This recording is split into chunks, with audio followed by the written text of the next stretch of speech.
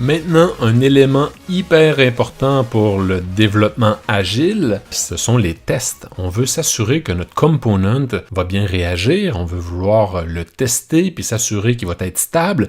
Puis on sait qu'en méthodologie agile, le code risque d'évoluer, d'être modifié, donc c'est important d'avoir des tests. Ce qu'on peut voir en haut complètement, c'est l'importation de différentes librairies, entre autres le testbed qui va nous permettre de mettre en place un lit, si on veut, là où on va pouvoir tester nos components. Et bien évidemment, on va vouloir importer les components essentiels.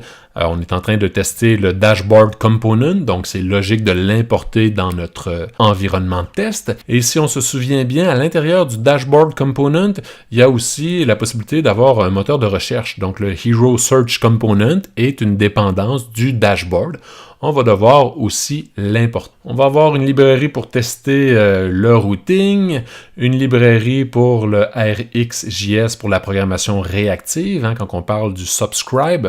On va avoir ici une liste de héros et on va avoir aussi l'importation de notre service Hero. Donc si on se souvient bien, par injection de dépendance, notre component va récupérer ce service-là, le Hero Service. Donc, mon objectif, c'est pas nécessairement de vous présenter chaque ligne. On aura le temps dans un autre tutoriel d'approfondir les tests. Pour l'instant, je veux juste faire un survol. Puis donc, on utilise la librairie Karma pour pouvoir tester. On va donc utiliser Describe pour décrire le test qu'on est en train de faire. Donc, dans ce cas-ci, on veut tester le dashboard component et à l'intérieur de cette grande section-là de test qui se nomme dashboard component, on va vouloir définir nos tests avec l'instruction it. Par exemple, dans ce cas-ci, it should be created. Donc, automatiquement, lorsqu'on met en place un lead test, on voudrait que notre component soit créé. Et si je remonte un peu tranquillement, la configuration du testbed est quand même assez complexe. On va mettre en place un module de test et donc dans ce cas-ci, on va avoir besoin du dashboard component, on va aussi avoir besoin du Hero Search component, on va vouloir importer le routeur et dans la section Provider, on va vouloir injecter des dépendances, entre autres le Hero Service. Donc, cette section-là méritera vraiment un approfondissement pour s'assurer de bien comprendre tous les éléments du testbed, donc de la configuration du testbed. Puis ce qu'on peut voir en haut, c'est que l'instruction before each est utilisée. Donc, avant chaque test, ce bloc de code-là devra être exécuté. Et on en a un autre ici, un autre before each. Donc, on va vouloir mettre en place le component, pouvoir l'instancier et, entre autres, détecter les changements qui vont s'opérer sur notre component. Et, je reviens au test. Le premier test, le plus simple, c'est juste de vérifier que le component est bien créé.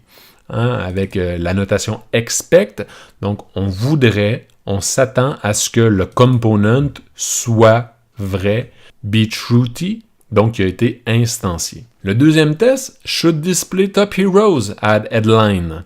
Ça veut dire que sur la page principale de notre component, on voudrait avoir le texte top heroes comme grand titre. Et donc, ce qu'on va faire, c'est encore une fois utiliser le expect pour vérifier.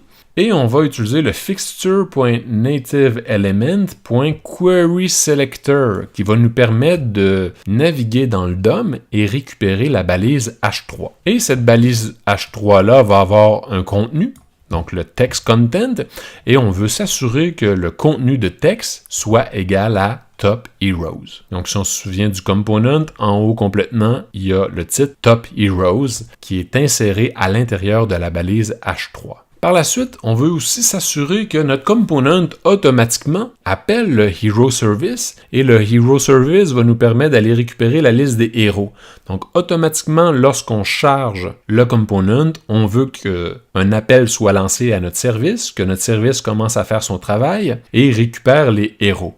Dans ce cas-ci, on va mettre en place un Hero Spy et ça va nous permettre d'espionner justement et de s'assurer qu'un appel est fait sur notre service Hero. Donc, dans ce cas-ci, on n'est pas vraiment spécifique, on veut juste s'assurer qu'une des méthodes soit appelée sur notre Hero service, et plus spécifiquement la méthode getHeroes. Donc, on veut s'assurer que la méthode getHeroes soit automatiquement appelée sur notre service Heroes. Puis finalement, on veut vérifier et s'assurer que notre component affiche 4 hyperliens.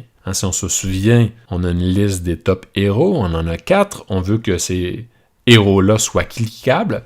Encore une fois, on veut utiliser le expect pour s'assurer, pour faire notre vérification.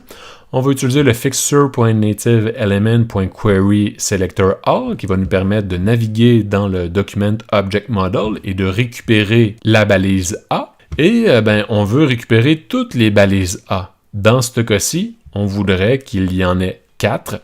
Donc, s'il manque un hyperlien, donc la balise A, une erreur va être levée. Donc, on veut s'assurer d'avoir 4 hyperliens cliquables. Je vous représente donc l'interface graphique du component Heroes. Si on se souvient bien ici, on s'attend à avoir un titre de niveau H3 qui se nomme Top Heroes. On le voit bien ici. Et si je clique avec le bouton droit et je fais inspecter, normalement, ça devrait être inclus dans la balise H3. Oui, on peut voir ici la balise H3. Et pour chaque héros, on a un hyperlien. Donc, encore une fois, si je fais inspecter, je devrais voir que cet item-là se retrouve dans un hyperlien. Oui, on peut voir ici l'hyperlien. Donc, je m'attends à avoir 4 hyperliens à l'intérieur du code HTML de ce héros-là. Et je devrais avoir un appel au service Heroes. Et on peut voir ici en bas que notre component message, qui nous permet de nous tenir au courant sur ce qui est fait à l'intérieur de l'application, on peut voir qu'au niveau du service Hero, il y a eu un appel sur la liste des Heroes. Donc, on peut voir ici Fetch Heroes. Ça veut dire qu'il y a un appel qui est bien parti de mon component pour aller récupérer la liste des héros qui se trouvent dans mon service. Donc, j'espère que ça vous aide à comprendre la structure d'un component. C'est tout de même assez complexe initialement, surtout l'aspect du test. C'est pas nécessairement évident d'écrire du test. Il y a beaucoup de code là-dedans à l'intérieur vous allez devoir comprendre. On va avoir le temps d'explorer ça plus tard. Mais rappelez-vous que chaque component a son dossier. On a exploré le dossier dashboard, le component dashboard. Et à l'intérieur, il y a 4 fichiers principaux. La classe du component qui déclare entre autres le component, qui contient un constructeur pour l'injection de dépendance, qui contient des méthodes qui vont être appelées automatiquement. On a aussi le fichier CSS qui contient les règles de style pour notre component. On a le fichier HTML qui contient le template. C'est du HTML augmenté avec des directives Angular. Et on a le fameux fichier de test.spec.ts qui contient la logique pour tester notre component. Donc, je vous propose de regarder d'autres components. Il y en a plusieurs. Il y a le Hero Detail Component, le Hero Search Component, le Heroes Component ou le Component Message. Je vous incite à les explorer pour voir les différences et vous familiariser avec le code Angular. Pour terminer, je vous invite à vous inscrire à la chaîne Atom Race sur YouTube. Vous n'avez qu'à chercher Atom Race dans le moteur de recherche. Vous allez tomber sur la page officielle. Vous pouvez cliquer sur Subscribe pour vous inscrire et la petite cloche pour être notifié lorsque de nouvelles vidéos seront disponibles. Donc, développement logiciel, développement web, méthodologie agile, un tas de tutoriels pour vous aider à grandir et développer vos compétences de programmeur. Merci et à bientôt.